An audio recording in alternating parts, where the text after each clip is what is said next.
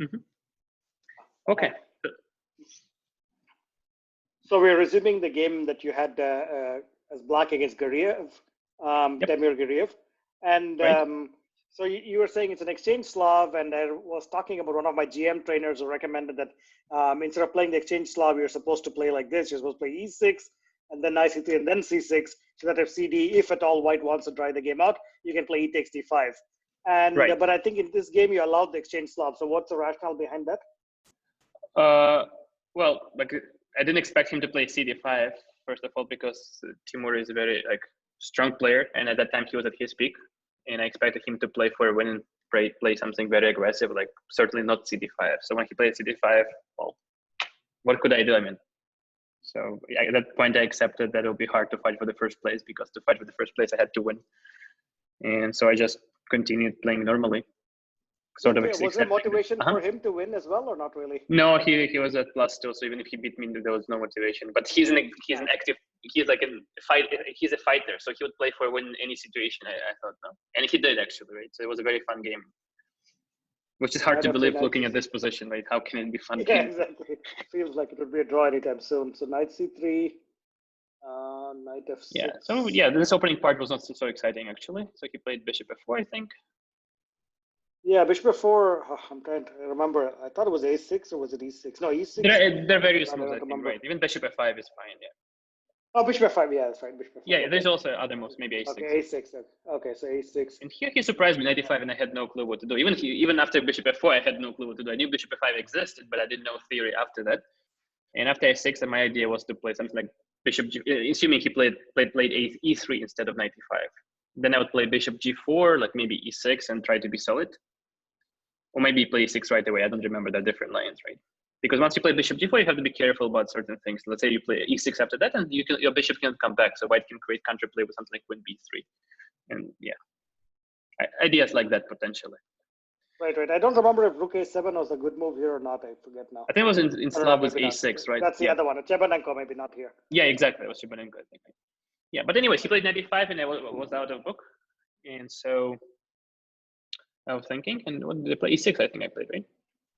Yeah, E6, thinking here. Yeah, so I think, okay, so I think, yeah, E6, you probably again, opening is not so important. Yeah, we can not spend too much time on the opening part. So he played what?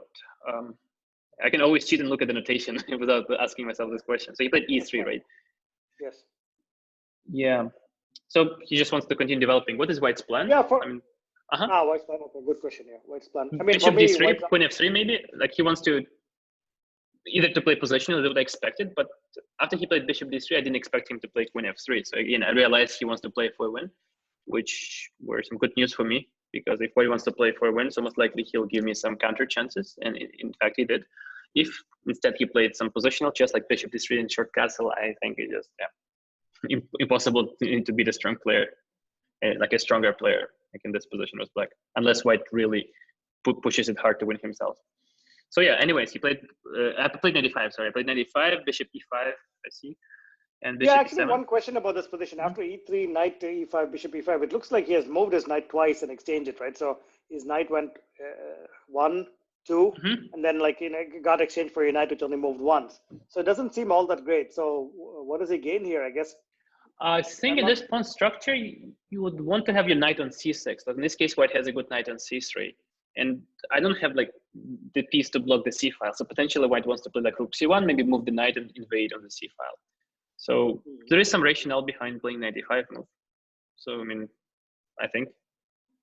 I see. So basically get better control of the C file, potentially. Potentially, yeah. Without the knight on C6. And you waste the tempo to exchange this knight off on C6, but you have some advantages that you block the C file from his. Yeah, but a good point that usually it's not a good idea to move the same piece twice, like white played 93 and then 95. Yeah, but chess is more complex. There are no general rules. I mean, in most of the cases, indeed, it's not a good idea to move the knight twice before developing other pieces like bishop on F1, for example. But anyway, so he played bishop D3 finally. Yes, and as you see, white pieces are more active here. I mean, his bishop on D3 certainly is better than my bishop on C8. And actually, a trivia question. Very strange game to select as initiative, fighting for initiative with black. So I have a question for you, a trivia question, and you will find answer later. What do you think will be the black's best piece in this game? Oh God, okay. I'm really hoping it's not the bishop on c8. But the answer is obvious because you asked this question. It must be the answer. Yes, it's the most piece. Yeah. The piece doesn't look active at all, right? Yes. So yeah, we can see. Yeah, that's a good point. No, actually, it's a good point. It's almost like psychologically, by asking what's the best black piece at the end of this game as a trivia question, clearly the piece that is worst is going to be the best piece. So right. So you can use like some mental, it's like a mental puzzle, right? So I played castle, and this is when I realized that the game might get interesting. He played queen f3. I mean, if White wanted to be solid, he could just play sharp castle and just play normal chess like then okay, queen so I b3, see rook c1. one worrisome threat. Maybe there's queen h3 and Right. bishop f6, or maybe g4, g5. Exactly, yeah, and it will be an interesting moment. So I played b5, so it's a very responsible move for sure. And we need to explain to the viewers why. Well, because you weaken c5 square, and you weaken it forever, like at least for this game, right? I mean, this game you can never move the Funny, you b4 have back. too much of a GM perspective. For me, I feel like b5 is a natural move because you want to play b4, get rid of this knight, because I'm just worried that he can start a very dangerous attack. At least with plan of b4 and knight e4, Right, yeah. Some way of countering his That's what I want to plan. do, but still, we should not forget about the possible repercussions. So it's like a responsible move. Yeah. Yeah, this is very funny because I am thinking at this stage in the game, I'm not worried about weakening c5 because, like, white is putting a queen on f3, bishop on d3, bishop on e5, and saying, I'm going to go for your throat. Why do we care if you weaken c5? Yeah, so that's why I played b5. So I didn't care that much, but I just wanted to mention to viewers that they have to be very careful with moves like that because pawn moves potentially like weaken squares forever. Like Ian, I think yesterday we made an example of seeing pawn moves like words. You just say bad word to a person, you cannot take it back. In chess, you play a pawn move, you cannot take it back. Yeah, and this is actually a very, very subtle point that I feel that I'm a FIDE master, but I would not worry about this move like weakening c5 square. But I can totally see the strong players like GMs, especially, they always worry about weakening a square, and sometimes like they're so fascinated and maybe even obsessed by it. So this is something that will not come, but it's really, really good to keep in mind. Yeah, but it's something to keep in mind. Perhaps not so worrisome because clearly White shows ambitious on the other side of the board, and we have to generate some counterplay with bishop b7, maybe b4, knight e4, as you said, right? So again, in the game, I decided to take the risks and weaken the square, but try to get some counterplay. And he played queen h3. And what do you think? Like, what do we do? Like h6 or g6? Yeah. We have two move candidates. That's a great point. For me, one move is very intuitive, but then again, Same for me. For me, one move is intuitive. I don't know. Yeah, for me, I think without looking at it, I would prefer to play g6. Yeah, I think that move makes sense because we restrict the bishop on d3, right? And by playing h6, I like to call this pawn a hook. Why? Because it allows White to open the position with g4, g5. So I mean, like if the pawn is on h7, like White can play g4, g5, still will be unable to open the position. With pawn on h6, that pawn facilitates like White's task on the of opening. Yeah, so I think it might actually be good to be concrete and just put a random move g4, bishop b7, yeah. say g5, and I feel this is already dead, very close. Yeah, that looks bad, I think, right? Here and then just take an f6. Right, that was 7 is coming. Yes. And it just feels dangerous. So I think that's the problem with h6. So, I mean, again, black does not play bishop b7, but this is the problem of ignoring White if you play after playing h6. Yeah, so we have to think for our opponent. I mean, like h6 prevents the threat of bishop 6 when h7, but what about the possible repercussions? And I think there are like some serious repercussions because it allows very natural follow-up of g4, g5. So yeah, g6, as you said, I think is a actually it's a good point because this is something that might be just briefly worth pointing out that in this position, intuitively, I feel like you need to play g6, but this to explain this intuition and to make others realize it, I think maybe. God, I don't know. I'm going to make up like a fake rule so that people can remember. Yeah, it's tough to explain, I think, no? Because it's. Yeah, no, I think, but maybe the point is that this bishop is now totally biting on granite, and this bishop is really hitting the knight, which is well defended. Whereas the problem with h6 is this bishop is not biting on granite, and you can play g4, g5. So maybe it requires more deeper thought. But natural in this kind of position is to play g6. It's very nuanced because on the other hand, by playing g6, this bishop on c8 it looks even more terrible, and it's harder to believe that this bishop will become the strongest piece in the game for black, right? Because all of the pawns are on light squares, and usually it's not a good idea to place pawns on the same color as your bishop. I mean, and yeah, another repercussion of this move that dark squares look a bit shaky, like the bishop on e5. I mean, is doing something on the diagonal, but those are ghosts. We can always play knight d7 and try to get rid of that bishop. Yeah. So what did he play? He played queen h6, and he showing ambition. Yeah. So I think what is his threat here? Maybe he wants to push some pawns. Maybe I don't know. Yeah. or maybe just places the queen because I cannot play knight g4 because of queen g7 checkmate. So maybe ties my pieces, prevents my move knight d7. Yeah, so maybe he's just wants to play g4, g5. I don't know. No, but perhaps it's just prophylactical move. He doesn't want me to play knight d7, and so if I see. He's just propping knight d7. I see. Right. And yeah, so because it feels natural that there's a follow-up because knight g4, knight takes g4 cannot be played because of queen g7. But maybe I just. So I need to get rid of this queen. It looks annoying. I don't like when other players attack me. I just perhaps my style. Yeah, so, I'm not so comfortable. Yeah, for me, the next move is relatively obvious. Is it just rook e8 with the idea of bishop f8, right? Yeah. Okay. Yeah, I think this is actually a good point. I think Alex is also touching on it. This queen, even though there's no concrete win for white yet, it's just very annoying. So like, for instance, if black doesn't play rook e8, say black plays, I don't know, null moves like rook a7 or something, then it just, it just could feel that there might be some initiative here. Maybe it's not that clear. Maybe g4, h4, h5, I don't know what it is. Or maybe, actually in this position, maybe h4, h5 could even be a plan, h4, h5, and yeah, something like that. So I don't want to give white time to seize the initiative on the king side. Yeah, so I think so. The idea is that this rook e8 is a little bit of a psychological move as well, saying, look, I'm going to drive you out, and there's not even like a chance of a dangerous attack. Right. Yeah. So what did he do? He played queen f4. He played. So he decided to play positional after that. Maybe he realized that black wants to play bishop f8. And so he played that.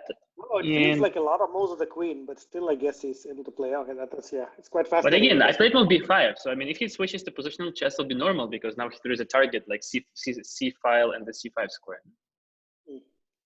Wow. Okay. No, played rook a7, I think, or whatever I did. I think rook a7. Yeah, rook a7 I played. The idea is to so-called null move would actually be a real move in the game. Right. Yeah, actually, there was idea to this move. Actually, there was idea to this move. And here's an interesting point. Maybe so the idea of this move was actually prophylactical. I was asking myself a question: what does white want? And we'll come back to that. But I just want to show a line where white would be better. He just had to play positional chess. And I think this line is in the comments. And this line is what is that? It's not h4. It's h4. Yeah, it's h4. Yeah. Sorry, rook a7. Here. a7. Okay. h4. Yeah. h4. Knight d7. That's the idea to get rid of this bishop, right? And bishop d6. So that's what white should have done, perhaps, and trade the dark squared bishop, and I'll be left with a terrible bishop on c8, right? And how does the line continue there? Yeah, bishop d6, let's say. And queen d6, and white is just better, right? Again, because of my bad bishop in the weak c5 square. And after that, white switches to positional chess, perhaps. No? He's even fine trading the queens and playing for 2 results from this point on. This is what white could have done. And yeah, is it possible to play? Maybe I don't know if it's risky to play e5 for black or something. Yeah, but those would be type of ideas, right? But maybe white can just do something. I don't know. But yeah, e5 would be a consideration here. But most likely white is still better. But I want to explain why I played rook a7. So again, I was asking myself a question: what does my opponent want? And I think there was line h4, like we just discussed, yeah. But not bishop d6, h4, knight d7, and h5. Again, I was considering aggressive move because Timur is a very active player. And then g5, I think, like whatever the line is. No, knight e5, sorry, knight e5. And we can just follow the line. Yeah. And d5. d5. g5. Bishop d5, h7. Bishop. Then queen f7 check. Yeah. Queen f7. King h8, h6, and there is move bishop c5 in there. That's the rook on a7 prevents queen g7. Oh God! Wow, that's very deep. So something like that. Yeah. So I think that's what I saw. But is this nuance even needed? Can you just play rook g8? I'm just curious. Yeah, perhaps. But again, I wanted to protect, to extra protect my king. I mean, right? Because I was scared. Because I don't like when someone attacks me. But even bishop actually, it's a good point. This is actually, yeah, actually that's true. If the rook was not there, just play bishop f8. I guess no. Maybe then there's a worry that the queen. No, h7, bishop g7. Yeah. But yeah, even that looks fine. But yeah, perhaps it's just was too worried. Yeah. No, actually, you're bringing up a very important point. I've noticed this in many games too. Like, it's important to overprotect. And even though, like, you say, hey, I can still defend my position, it's good to overprotect and bring your pieces in here. It sort of gives, I don't know, I cannot maybe rationally explain it, but I can feel that, this overprotection always comes at a point where, let's say you did not have one or two, like, defensive moves for black. At least you can still play logical chess then. Right. Yeah, good point about that. Yeah, this is a good psychological point, actually. This may not, like when you see computers play, they probably will never make this move if it's not necessary. But for humans, it's just this extra reassuring. Yeah, and so my opponent decided not to attack. He decided he played just castle. So he decided to play positional, as you see, right? Because maybe he thought I played b5 and c5 square is weak. And here's an interesting moment. I think this is where, step by step, I think Black manages to take over the initiative, although it may not look that way, I mean, for the next couple of moves. But in my mind, it is the way. So how can we regroup our pieces? How can we, I don't know, push some of the white pieces back home? I mean, because right now white has more space, his pieces are more active and so forth. No? So what would be the way to regroup our pieces? Yeah, one natural move comes to my mind. I don't know, but there could be other moves. Knight h5 is one move that comes to my mind. Yeah, knight h5 is logical move to hit the queen and maybe play f6 later, right? Something like that. Yeah, maybe the point needs to be made that Black's king side is quite cramped. The knight on f6, bishop on e7, queen on d8, and for instance, let's say I move the queen here, then suddenly the knight is hanging on f6, and white wins a piece. So basically, Black's somewhat cramped. And so a normal way to solve your cramped position is to attack black pieces and try to make some room. Mm-hmm. Right. And just push the white pieces back because they take a lot of space, like I don't know, squares from my pieces. Queen f3.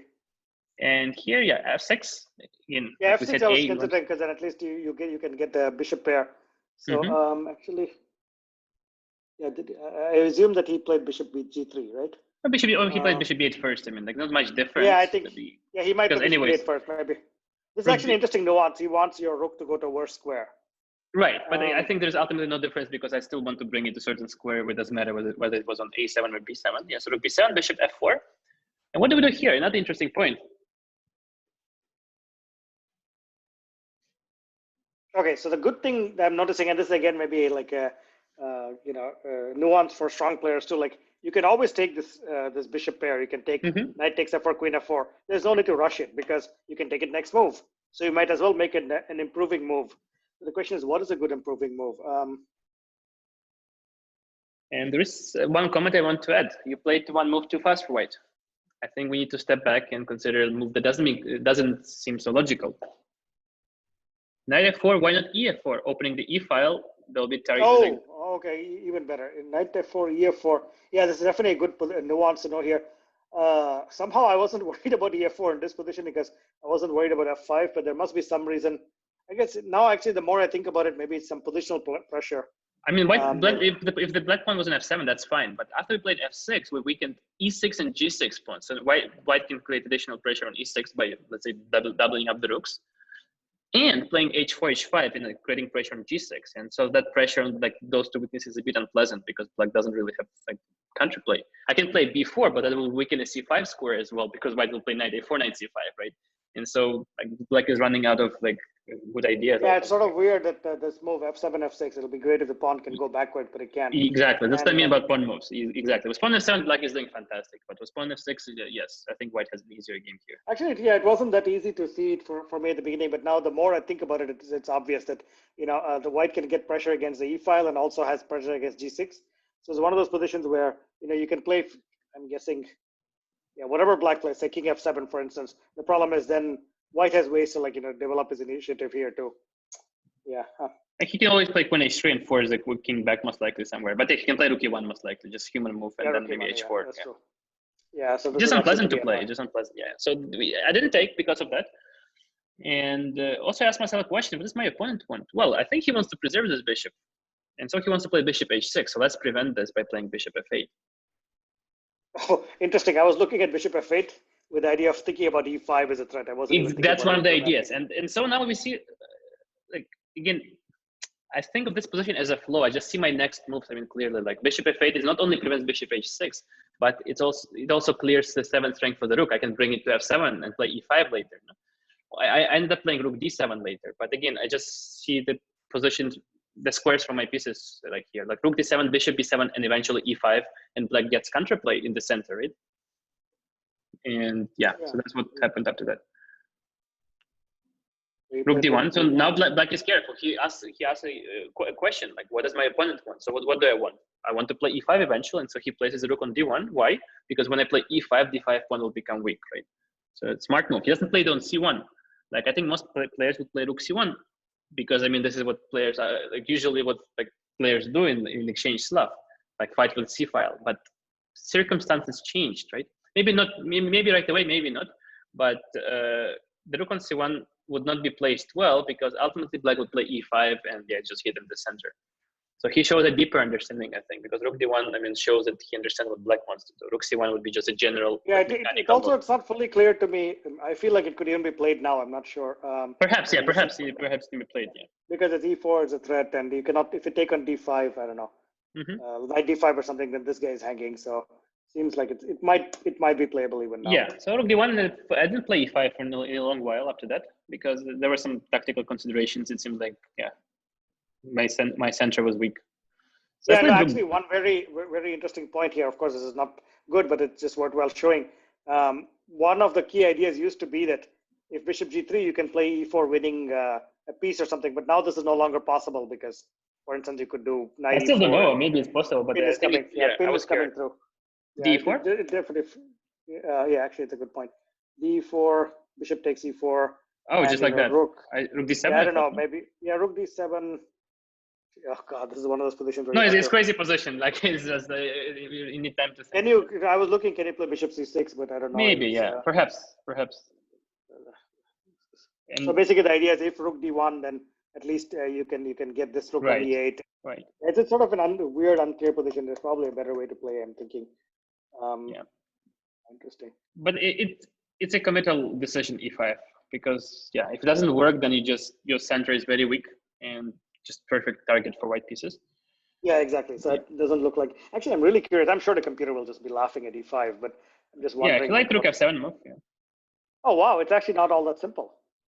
And he plays rook d7. So one of the things I'm learning now is that when you find the position to be not all that simple, the computer may not necessarily find it easy as well. So obviously d4, I'm sure the computer has like oh okay, it found bishop. Oh, just even simpler, right? So rook is hanging. Yeah, d4, then rook d8. But as the computer points out, like you don't need to play e4. You can just play rook d7, and now it's actually not all that clear. It's still. But it still plays. It gets to very double-edged position, like bishop c2, d4. It's like I weaken a lot of squares there, right? My king is exposed. Exactly. His king is safe. I don't want to do that, right? Yeah. Feels risky. That's a good point. And knight d5, there are ideas. There's a lot of tactical ideas. I need to calculate. So why would I do this in a practical game? I can just play rook d7, safe move, and have this option for the future and prepare e5. Yeah, this is actually exactly where the GM intuition is coming in, and it's good to emphasize. Because white cannot prevent that. He cannot play e4 himself because that would weaken his d4 pawn, and I can take on e4 later, and he would not have ef4.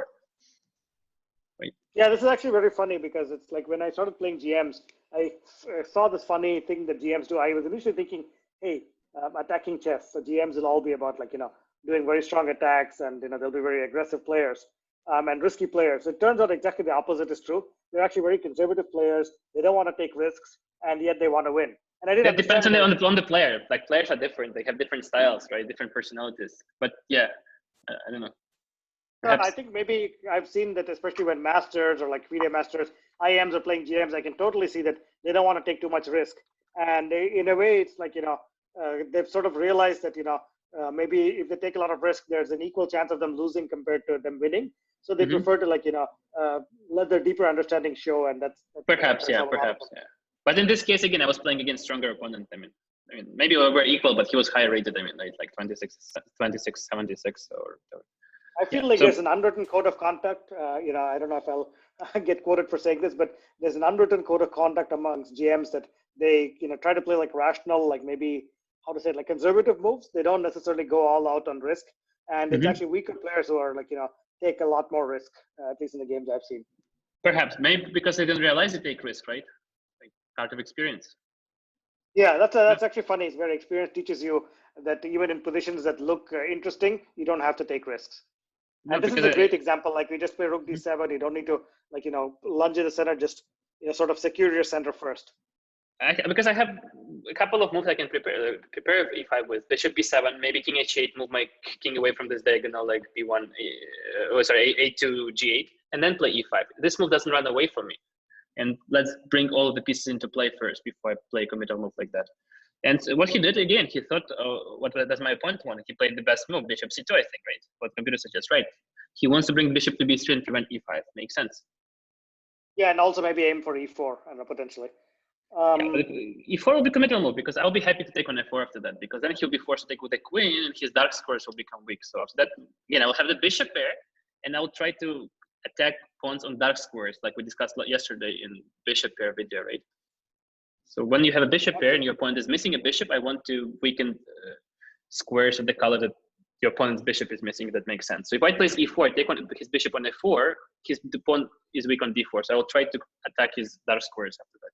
So I'm not sure he wants to play that move. I think it's easier to play from Black's perspective, honestly, in this position. But perhaps computer, doesn't think so. So here, I'm guessing that you played bishop b7. Computer says knight f4, but again, we just discussed structure. This is actually a very, very interesting point that in this kind of position, the computer might actually let me turn on the. And computer thinks like white is slightly better, right? Which is funny, no? Because Black has a bishop pair and better pawn structure, but it's still I understand that like white has more chances. Yeah, I want to rook f7. Rook f7 was another idea. I could have played immediately, right? That was like a good move candidate, which I saw. Again, the idea is to play e5, and if white takes, then my rook will be on the open f file. But I decided to overprotect my d5 pawn. Maybe this computer evaluation is so confusing. It's from the perspective of the side to move, so it actually thinks Black is slightly better. Oh, really? Why? Because we flipped the board? Oh, yeah, maybe. I don't know. No. The point is. Let's see if we flip the board. We will change.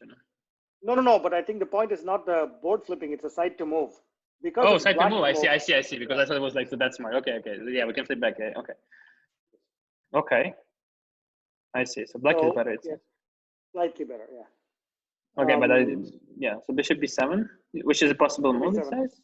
Yeah, bishop b7. It feels like the strongest. Let's say I play queen c7. What it will think from? Oh no.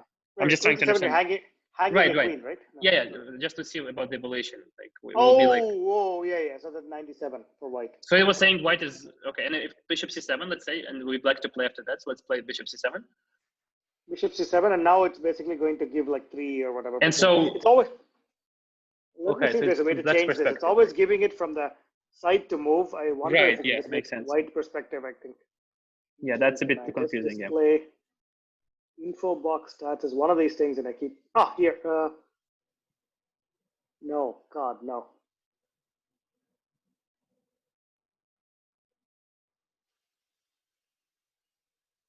Yeah, there was a way to get it to like White's perspective, and but that's fine. But it's a bit strange because when you use like normal engines, usually it shows like objective evaluation, right? No, but I think that objective evaluation, believe it or not, was not a feature at the beginning. So at the beginning, Stockfish is only showing, from the side to move perspective. But I think later they brought in this feature because a lot of strong players didn't like that. Right. Yeah. I'm not used to this. Okay. Anyway, so it seems like Black is better. Like, okay, let's say he played what? Yeah, bishop b7 I played, right? Yeah, bishop b7. Yeah, it's interesting. This is again one of those things where I see a difference between computers and strong players is, computer doesn't mind taking this. I know you could wait, but I think the computer doesn't really. Computer prefers 2 bishops and it's happy to defend against weaknesses. I think that's one of the things where computers are still, less pragmatic maybe. So bishop b7, and he played, I think bishop b3 he played first, right? Yeah. And again, I don't want to take I took decision long ago. I want to take. So king h8, I think prophylactical move. I want to play e5, but my king is bishop g7. Here you play bishop g7 first, right? Yes. Okay, I improved the position of the piece. Okay, king h8 was next move then. I'm trying not to look at the notation. I'm just trying to think. No, that's good. That's great test. So, now he plays h4. And now he goes aggressive. But again, this is a committal move, and this is actually where I think White's position will go like downhill after that, right? Because if he plays this move, it's a potential target. Like I can potentially attack it later. And again, computer wants to take on f4. Like I don't want, because we discussed earlier, White will have like pressure against g6 and e6 pawns. No, I think I've come to some conclusion. I'll actually analyze this deeper later, but I feel the computer is not scared of making such moves because it's happy to defend in those positions. But from human perspective, I don't have what to do after that, right? I mean, I have no plan. I don't see plan of improvement, and I have a lot of. Let's say we play knight f4, right? e4, f5. What computer says, right? And computer is happy, bishop pair and everything. But I see 2 holes on e5 and c5, and White has a knight. And if he brings a knight e2, knight c1, knight d3, and then jump to one of the squares, my position would not be very nice, I think. Yeah, so maybe knight. I guess what here? It's not easy because now my pawn on d4, white's pawn on d4 will be hanging. But let's say we can play some null moves, as you say. Let's move the bishop away from from g7. Let's play bishop f8, some silly move. Knight e2, then knight c1, knight d3. Yeah, and we just wait some waiting moves. Rook d8, let's say rook to d8. Yeah, some null move. Maybe the other move. Yeah, but yeah, let's say knight c1, and we can go back. Yeah, rook e8, whatever. Yeah. Yeah, bishop g7. This looks. And now this is a position we want to avoid at all costs, because now, I mean, we see why playing b5 was a responsible decision. c5 square is weak, and the knight made it to d3, an excellent square, the best square perhaps for the knight, because it can jump to e5 and c5. And the bishop on b7 is dead forever, and white plays this for 2 results. So this scenario, that's actually a very interesting point. I think from a computer, actually from a software engineering and maybe a computer chess perspective, I think the computer is not scared of these positions, because it always feels like, okay, you have a nice plan of knight e2, knight c1, knight e3, knight e5, but computer will just, spend its time to make sure you can't play this plan. Exactly, and, exactly. So, I think maybe it's even looking at a5. Actually, it's interesting. So if you, sort of mindlessly try to play for this plan, it'll find like tactical ways to stop you from this plan. That makes sense. I like this idea. A4, bishop, rook c7, try to fight for the c file. Maybe bishop a6 later and b4 if possible, of course. And white doesn't have time to play knight c1, knight d3. First of all, bishop is hanging. Second, I mean, like even if he plays knight c1 and d3, the pawn on d4 will be hanging. Right. Yeah. So maybe he's just. I think maybe he's just. Wait, what is he going to do? Yeah, rook here or something. And basically every move he's just trying to stop knight c1, knight d3. So the computer is confident in its abilities to stop counterplay. But when humans are playing, you don't want to be so close. You want to allow yourself more leeway. Yeah. So I think I played king. My move, right? Oh, his move. King h8, right? So what's the idea? H8, right. The idea is to move the king from the a to g8 diagonal and try to play e5. Because if I play e5, my king is always in a dangerous spot, and white has a bishop on b3. So there are always some tactics on d5. So king h8 is just prophylactical move. And yeah, and things get interesting after bishop h2. Is that what your opponent played? Yeah, he did. Okay. Yeah, the funny thing is the computer doesn't like the position anymore, so that's sort of sad. Yeah, I don't know. Like I still like my position. What do we do? Against a human, I would still like it, because again, I see the plan, and pawn on h4 is a target. So f5 now we play, right? Probably I understand. Maybe the computer is now scared that it can never get the 2 bishops, so maybe it feels. No, but it gives it gives some considerable advantage. I mean, to white, maybe because more space. I don't know. Maybe because we failed to get the bishop pair. But the way, and it's again very committal decision. We weaken e5 square, right? And we have to have a strong reason for that again. But again, chess is a very concrete game, and by playing f5, we open the diagonal for the queen, and we want to take the pawn on h4, right? And let's say white plays g3, that would look terrible. The bishop would be dead on h2. Oh god, yeah, no, this is bad. Yeah. So he played queen h3. It's not so easy anymore, right? White has to protect his pawn. So again, h4 was a committal move, because now, I mean, white has to take care of that pawn. Wait, he didn't play g3, did he? No, he didn't. He played queen h3, right? Queen h3, yes, queen h3, okay. And now what do? We try to take advantage of this pawn h4, but bishop f6, attack this pawn, try to put pressure in white's position. Because if we do nothing, we have a terrible position. It looks utterly disgusting with so many holes on e5 and c5. So we have to do something concretely, and that's why I played f5 and bishop f6, forcing white to solve concrete problems. And I'm wondering what this computer think here, because I always thought as a comfortable position. Maybe I was too optimistic. So he just sacrifices the pawn. That's beautiful. That's beautiful. Knight to knight c1. That's beautiful. That shows deeper understanding, right? Yeah, that's I really like. So what is the idea? So bishop f4 and brings the knight to d3. Or let's say, is it knight c1 is the best move, or it was knight c1? Something else too. Yeah, I like knight c1. Yeah, beautiful. And brings knight to d3 and says, No, but it's also funny. Look at the arrows. This is so funny that knight c1, it looks like the only move that gives an advantage. The other moves it feels are because it knows the knight must be on this, as we discussed. The human computer seems like also understood that. That's impressive, honestly. Yeah, no, it's funny. So the computer is basically saying take the pawn, but I'll get a good position. So let's say bishop. Where would we move the bishop? F6. It looks a bit ugly now. Yes, I have no country play. I got the pawn, but now white starts playing knight d3, maybe rook c1, and maybe trade dark squared bishops, bring the knight to e5 or c5. Yeah, it's sort of funny because if you play king g8, computer is like, I'll just play rook c1. He just plays. It's like long term. It's actually a very nice example of positional sacrifice, which we will discuss in other video series, right? No, actually, it's also interesting because this is not using the Stockfish engine. This is using Right. Alpha Zero, the Lila Alpha Zero, the open source version of Alpha Zero. Very so interesting. Essentially, the computer is thinking far more positionally. It's not so, it doesn't need to rush. And it's like, I bet even against a text move, it's planning quiet moves. Yeah, exactly. It's just basically saying, I'll play Rook C2. I don't need to rush.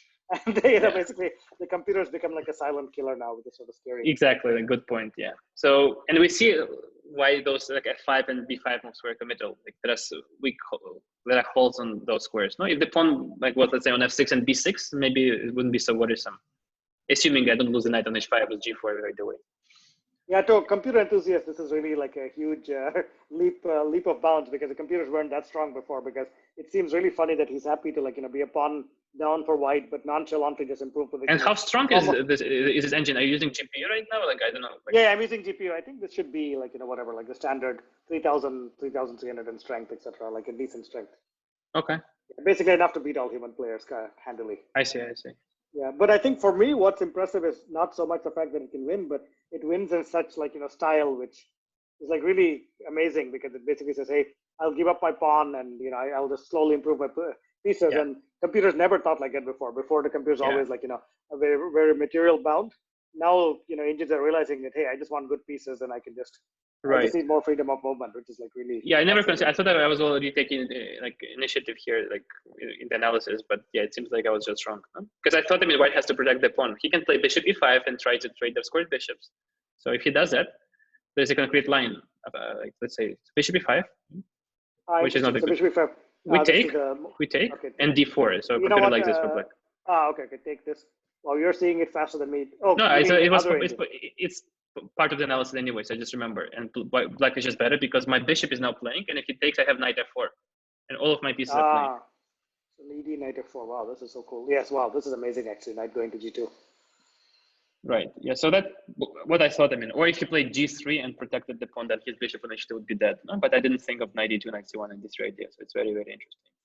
Yeah, but he played something else, I think. Let's assume. Wait, no, he didn't play bishop e5. He played. No, he didn't play bishop. Did he? No, hold on. Let's. He played g4. Yeah, he played g4. Okay. Yeah, he played. Yeah, instead of pawn h3, he played g4. So he's aggressive. So maybe I think. So maybe he's probably worried, especially if you don't see this idea of giving the pawn up and bringing your knight into the game. Queen h3, then the position already feels bad. It feels like, oh my god, I have to play g3, which looks like crap, and it feels very dangerous. So I think right here, probably the GM sense of danger went up and said, hey, I probably need to play g4. Also, he could just gain some tempi on the king side, because I most likely have to play knight f6. Maybe I can take, but yeah, I preferred knight f6 because I think I saw the follow up after that. So knight f6. Yeah. Knight f6. I guess the idea is knight e4. And what did he play now? G5. Yeah, because now the pawn is hanging. Yeah, I don't think he really wants to open because his king seems a bit weaker. Since he already played. Yeah, that's actually a very good point. Yeah, so that's a great point. Like G5, then the white king seems to be weaker because pawns. Or even E5, I can take. I can keep my king closed. I'm not sure. That's sure. also interesting. Yeah, my first intuition was E5 for some reason. Maybe I'm wrong, but maybe G5 also makes sense to bring the rook somewhere. Yeah, no, I think it's interesting because E5 is less risk. I think both, lead to a good position for black. So he played G5. Now I see we play knight e4. It looks like knight g4, because I want to control the e5 square. Yeah. Oh, now we're threatening e5. Wow. Okay. Which I didn't play right away, but yeah, in my head, at some point, maybe not right away, but I have two human ideas. One is e5. One is how can I take advantage of the fact that white overexpanded on the king side? What else can I do on the king side? I see. Now I sort of get it too, because if you do knight e4, this knight isn't doing much. You don't want to trade it for this far more powerful knight. So keeping this knight here more active and this knight is still passive is actually part of your plans. No, also, the fact that white overexpanded, gives me chance for counterplay. And if I want to have counterplay, I want to keep pieces on the board. So now I'm interested in not trading pieces because I want to just throw all of them at the white king potentially. And by playing knight g4, I also gain momentum because he needs to move the bishop somewhere, because I don't think he wants to allow me to take on h2 because then dark squares will become weak and e5 potentially might be disaster, or h6. And so he played bishop g3, which makes sense. And computer says e5. Not to give the idea of bishop, not to give the bishop. Yes, yeah. And bishop f4 would allow to play e5 with the tempo. So bishop g3 seems reasonable. Yeah, bishop g3, okay. So now here e5. Well, if we take, then the d5 is hanging. Hold on. Right. So e5, perhaps again, I try not to play this committal move until the very end. So I played h6 first. Yeah. Now this is actually probably one of those things where the computer doesn't care too much. Interesting. So It says boss moves are possible, no? Yeah. No, but there's a 5% advantage for e5. Mm-hmm. Yeah, and one of the good things I like about neural network engines is they've sort of like talk about percentage chance of winning the game. Mm-hmm. So because in the olden days, computers would just say +1, +0.5, +0.7, and you had no idea what that meant. And you also didn't understand, like, if 0.7 was really that much bigger than 0.3 or not. Right. Here, basically, it's far more concrete. It says, look, 58% chance of winning this game if I play this, versus if I play this, it's 4% less. Right. Yeah, perhaps makes sense. Yeah, I played h6 again, trying to take advantage of the fact that white overexpanded. No, I think for a human player, h6 definitely makes sense because it feels like you can always play e5 later. You don't need to rush. Mm-hmm. So here, did he play g? No. Yeah, he takes. Yeah. Otherwise, I want to win the pawn. And now we play bishop f6. Yeah, bishop f6, right? Yeah. Because we want to capture on h6, but we don't want to waste time and misplace our bishop on h6. Yeah, it's a good point because bishop doesn't have much scope on h6, so it's better to play it sit on f6 where it's hitting this. And we want to take. You can always capture back. On h6 with a rook, right? Rook h7, rook h6, and everything will be placed where it must be. Yeah. Wow, that's a cool idea. So he played king g2, and maybe now you start seeing why that poor bishop might become the hero of the game. Like now, both white pieces on that diagonal. The only thing we need is just to open the diagonal, right?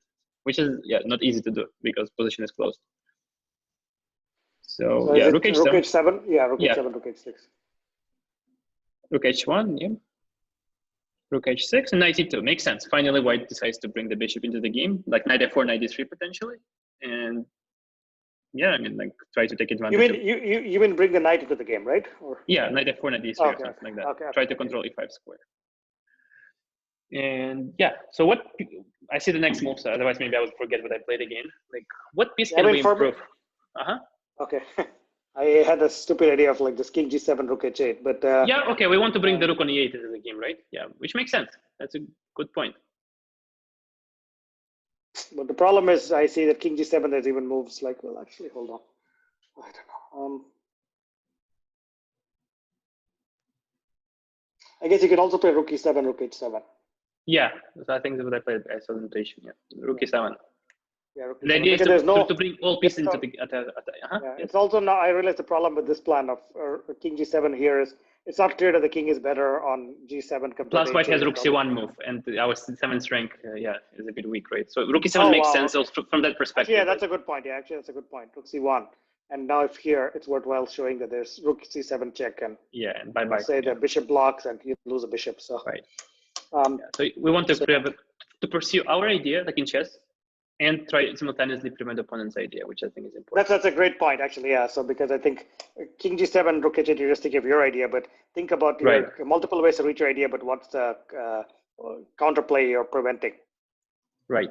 So he played knight f4, and things will get interesting. So finally we play this move. I think everything else finally because it comes with the tempo, and the bishop on b7 is protected. So it's another point why we played rook e7 because when position gets open, I can play d4 and the bishop is protected. White doesn't have queen b take b7, right? So e5, d5, d4, queen b7, rook b7. If I played king g7, I wouldn't. Wait, maybe I'm losing it a little bit. So you're talking about some line with d4, e5, let's say, d5, d4. Potentially. Let's say e5, d5, d4. Queen b7 does not exist. The bishop is protected. If we didn't play rook e7, the bishop would be hanging. So now I see. Yeah, the rook protects the bishop. So I see. White made some interesting decision after this. Because like in this position, I feel you can still play bishop d5 or something. But I guess this is just to illustrate the point. Exactly, to illustrate the point. The bishop is protected, right? Okay. And here's an interesting moment. e5. So it seems like black is taking over the initiative. And white plays knight d5 and opens his bishop. It's funny. What's wrong with d takes e5? Wait, I didn't realize this was played. What's wrong with d takes e5? Maybe 95. It's just so scary. 95. Actually, 95 is a good move. We missed this because we were looking. No, I didn't miss it. I just want to make a point about the bishop. I see. Okay. So I see. Okay. Wow. And he played knight d5. So what do we do here? What do you think after knight d5? Is bishop d5 playable, or is that probably there's? I think e4 wins queen. I did e4 went, yes, actually, that's a good point. E4, hitting queen, queen moves, and bishop takes d5, just winning material. Okay, so then the only move really, or the only scary move is, or interesting move is knight d5. Yeah, and what do we do in this position?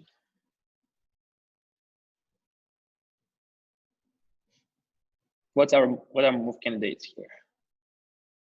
Yeah, for me, the most obvious move that comes in is the same e4.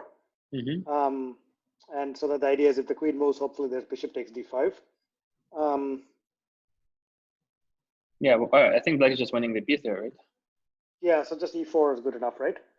But nope. This couldn't have happened. Nope. E4 is a bad move. It's a terrible move. I think e4 just, it seems like the most natural, but it's a trap. And clearly, like a player like Gareyev would play knight d5. He of course wanted me to play e4, right? He let's look at this. Let's just calculate it out. So, and I'm sure that I feel maybe I'm totally wrong, but I feel that like Lela 0, because back when I was analyzing this game, there was no Lela 0. It will show huge advantage for white. So e4, queen. What do you think white will do? I see it now. E4, you can actually just do queen takes e4. I feel like it's lost for black. Like, yeah, fg4 and knight f6. We can check what computer thinks. Yeah, fg4. Oh, wow. Right? Am I right? Yeah, it's a loss for black. You're right. He just completely lost despite the extra queen. So it's just like, even I can understand in this position, right? So, like. Yeah, no, it's sort of funny because there's bishop e5 and all these, all my pieces are misplaced. My bishop on b7 is dead. Rook on h6 is misplaced. Dark squares are weak and no plan. White king is safe. So everything changes. For what? Just for one queen? For what? For 2 pieces and the pawn? Like, not worth it. Yeah, I think that's the key material imbalance. It's like a bishop, knight, and 2 pawns. But problem is all the pieces are misplaced. Like this rook is not. And dark squares are weak. My king is weak. And then there's bishop e5 coming. It feels to me intuitively that black has to give up at least an exchange. But yeah, it's sort of funny that the computer. It just lost. I agree, it's lost. It's just no ideas whatsoever. So we play ed4 instead, and we keep the position that diagonal open now. No, we see that bishop on b7 like a brutal trap. Yeah, there's a brutal trap. Of course. Takes d4. Yeah.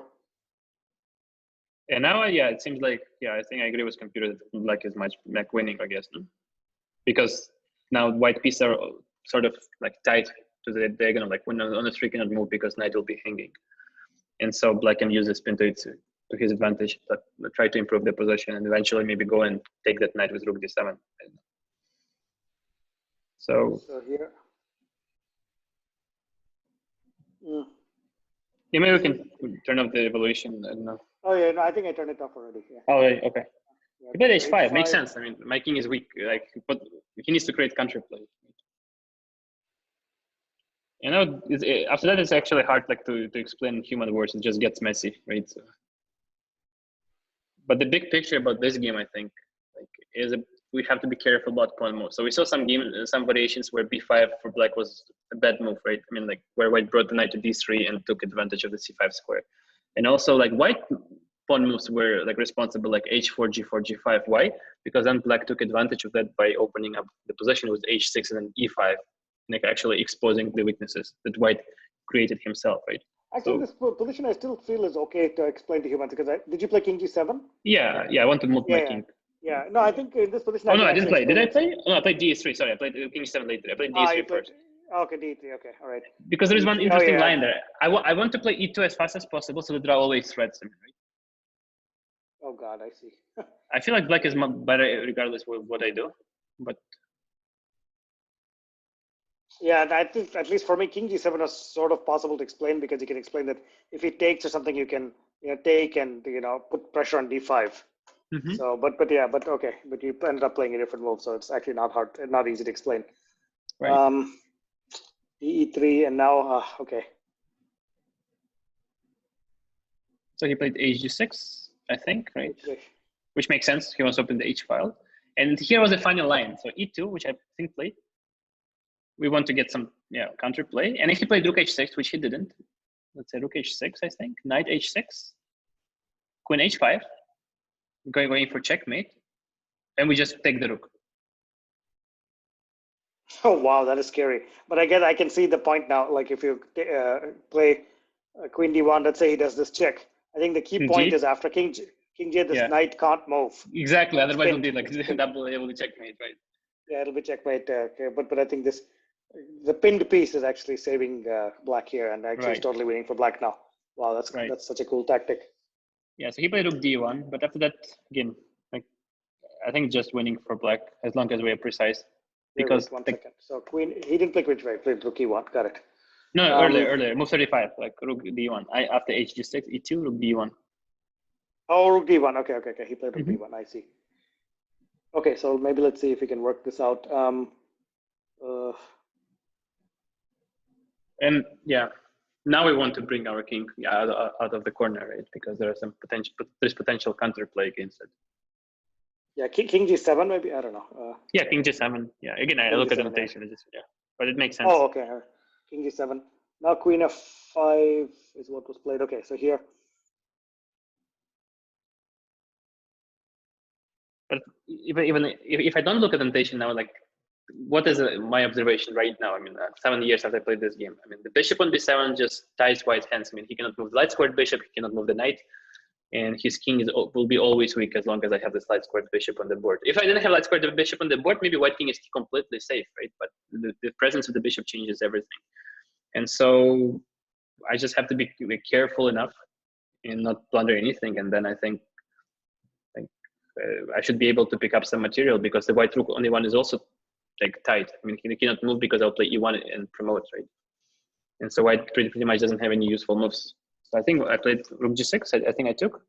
Yeah, rook g6. Yeah, I was actually looking. It's actually not a very simple position, but I think, for instance, like, it'll be tempting to, like, say, play knight e5 and try to hit this piece. But the problem is white has rook not rook h5. Yeah, rook white h6, has rook h6, king h6, and this bishop on f6 hangs.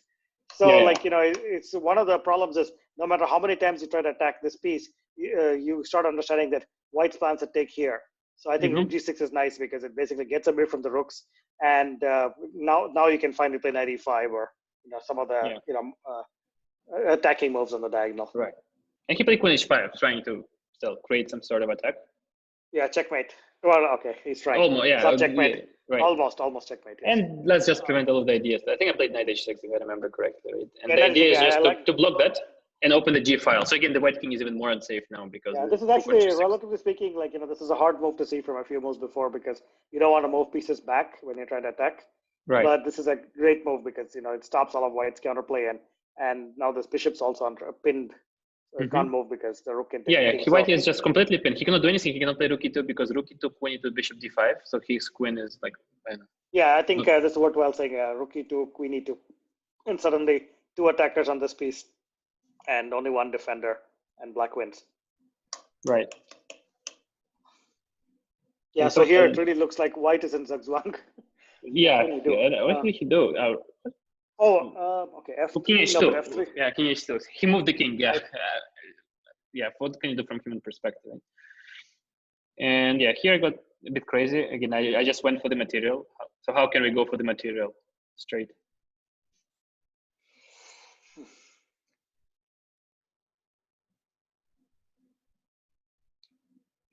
One obvious move coming to my head is just rook g5, but rook g5, and again, I think we already passed the most interesting part of the game. It was about counterplay. Here just gets into some messy waters. I mean, where it's like it seems super cool, but again, not much maybe educational value. What did he? Yeah. Because chess, after all, is chess is a strategical game. So I actually care more about like strategical beauty. Was this alpha zero idea like knight e2, knight c1, knight e3? That's beautiful. But here, just a lot of mess on the board, and it looks pretty cool. And actually, there's another cool thing that the black king went forward. But again, not much educational value. So maybe we can. No, but yeah, it is scary because it does feel like you have to play good moves. So yeah, king g6, at least attacking the knight. Knight f4 check, and I guess you probably went back now. No, you went forward. No, I don't know. Why back? Go forward. Always go forward. Yeah, actually, no, he can repeat too. That's wow. Okay. Yeah, this actually does. From tactical player perspective, this looks really cool because king is attacking. It's not scared. And now, this is like pretty amazing, actually. I just need to bring something in the h file and checkmate. I mean, and actually now I realize it's pretty simple win because bishop h1 is certain and knight g4 is certain. So you can do knight g4, bishop h1, queen h8. It looks like it's an easier win than I expected. Knight h3 check. I mean, you can continue the dance and go forward to g4. Yeah. g4. Yeah, you can go to g4 because. Or h5, okay. King h5 first, okay. I know I went to hit eventually that square. So king h5, I think, I don't remember why. And maybe because it takes the g4 square from my knight, right? And he can play rook g1. He can play rook g1. I think. No? Oh, that's an Yeah, interesting point. makes Yeah, sense. Yeah, rook g1 and just I have no check, and he's maybe the other rook. Yeah, and yeah, that's why if my king was on h5, knight g4 would be checkmate. So yeah, that's a good point. Yeah, so king h5. He played knight f4 check, right? And now after king g4, now rook g1 is not a big deal because I mean, like there is no threat, right? The bishop cannot move to c7, like the discover check, because it's blocked by the knight. Wow, this is pretty amazing. Right? And So bishop h4 can take something, I guess. Yeah, bishop And actually, if he played h4, rook g1, there was another move. He didn't play that. That would be like amazing if he did. Like, what do we do after rook h1? Rook h1. Yeah. I actually can guess now by method of like why if I No, ask of this course. question. So now, now it's obvious, but like king f3 or something. Yeah. But king f3 is so That'd be nice, cool. like getting a king all the way here and then also threatening knight g4. Right. Yeah. That would be. But he didn't play it, unfortunately. So. Yes. So he played rook takes. No. He played rook takes e2. Yeah. But and now, what is our goal? Like from human perspective, what do we want to do in this position? Like which pieces we want to bring where? I was just thinking to stop this craziness to make this craziness end somehow. So like bring some sanity. So and activate that knight maybe. I don't know.